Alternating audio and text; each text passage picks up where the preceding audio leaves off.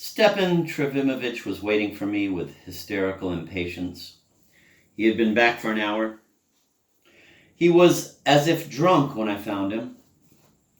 At least for the first 5 minutes I thought he was drunk. Alas, his visit to the Drozdovs had knocked the last bit of sense out of him. Mon ami, I've quite lost the thread. Lise, I love and respect the angel as before, exactly as before, but it seems they were both waiting for me only in order to find something out. That is, quite simply, to wheedle it out of me, and then off you go, and God be with you. It's really so. Shame on you, I cried out, unable to help myself. My friend, I am completely alone now. Anyhow, it's ridiculous.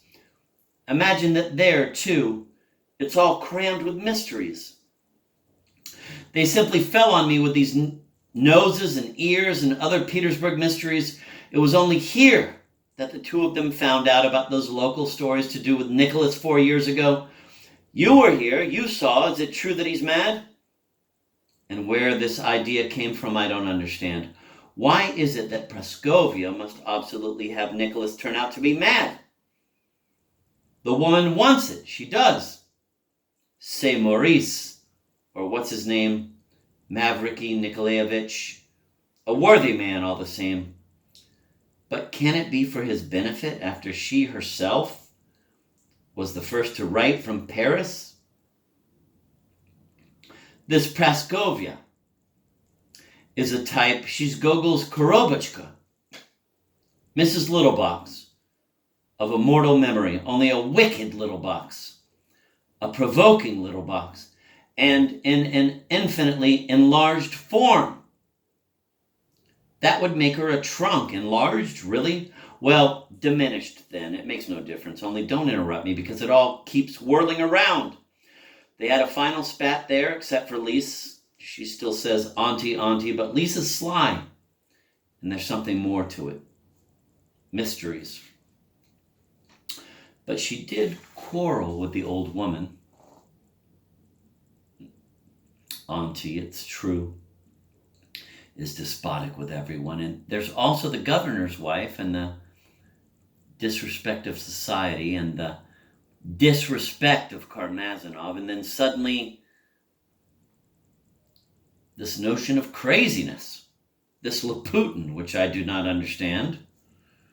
And they say she put vinegar to her head, and then you and I come along with our complaints and letters. Oh, how I've tormented her. And at such a time, I am an ungrateful man. Imagine, I come back and find a letter from her. Read it. Oh, how ignoble it was on my part. He handed me the just received letter from Varvara Petrovna. She seemed to have repented of her morning's stay home. It was a polite little letter, but nonetheless resolute and laconic. She invited Stepan Trofimovich to call on her the day after tomorrow, Sunday at 12 o'clock sharp, and advised him to bring along some one of his friends. My name appeared in parentheses. She, for her part, promised to invite Shatov as Darya Pavlovna's brother. Quote, you can receive a final answer from her. Will this suffice you? Is this the formality you've been striving for? End of quote. Note that irritated phrase at the end about formality. Poor woman. The friend of my whole life. I confess, this sudden deciding of my fate crushed me, as it were. I confess, I was still hoping, but now it's all been said. I know it's finished. It's terrible. Oh, if only there were no Sunday at all, and everything could go on as before. You would visit me, and I would... You're bewildered by all that nasty gossip of Laputins today. My friend, you have just put your friendly finger on another sore spot. These friendly fingers are generally merciless and sometimes muddled. Pardon. But would you believe that I almost forgot about it all? I mean that nasty gossip. That is, I by no means forgot, but in my foolishness, All the while I was at Lisa's, I tried to be happy and kept assuring myself that I was happy. But now, now it's this woman, magnanimous, humane, patient with my mean shortcomings. That is, perhaps not quite patient, but what am I myself with my bad, empty character? I am a whimsical child with all the egoism of a child, but with none of the innocence. For 20 years, she's been looking after me like a nurse. Auntie, as Lise graciously calls her. And suddenly, after 20 years, the child decides to get married. Get me married, get me married. And letter after letter. And she sits putting vinegar to her head, and here I've done it.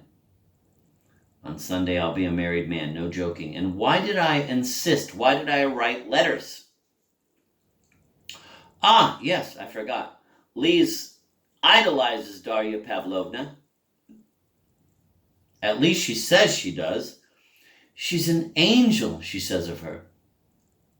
Only a rather secretive one. They both advised it, even Praskovia. Though Praskovia didn't advise it. Oh, how much venom is locked up in that little box. And, as a matter of fact, Lise did not advise it either. What do you need to get married for? The pleasures of learning are enough for you. Gales of laughter. I forgave her the laughter because she herself is sick at heart. All the same, they said, it is impossible for you to be without a woman. Infirmity is coming upon you, and she will cover you, or whatever. All this time I've been sitting here with you, I, too, have been thinking to myself that Providence was sending her in the decline of my stormy days, and that she would cover me, or whatever,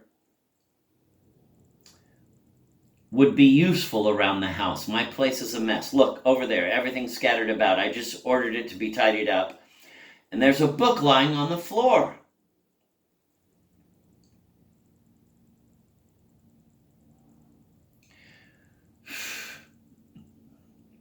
Varvara has always been angry at the mess in my place. Oh, no longer will her voice be heard here. 20 years! And it seems they've got anonymous letters. Imagine, Nicholas has supposedly sold his estate to Lebyadkin. He's a monster, and anyhow, who is this Lebyadkin? Lise listens. Oh, how she listens. I forgave her the laughter. I saw the look on her face as she listened, and Maurice, I wouldn't want to be in his present role. But somewhat shy, God help him though, he fell silent. He was tired and bewildered and sat downcast, his tired eyes fixed on the floor. I took advantage of the pause to tell him about my visit to Filipov's house, expressing curtly and dryly my opinion that Lebyadkin's sister, whom I had not seen, might indeed have been some sort of victim of Nicholas's during the mysterious period of his life, as Laputin put it, and that it was quite possible that Lebyadkin was for some reason receiving money from Nicholas, but that was all. As for the gossip about Darya Pavlovna, it was all nonsense. It had all been stretched by the blackguard Laputin, or so at least Alexei Nilyevich, whom there was no reason to doubt, hotly insisted. Stepan Trofimovich listened to my assurances with a distracted look,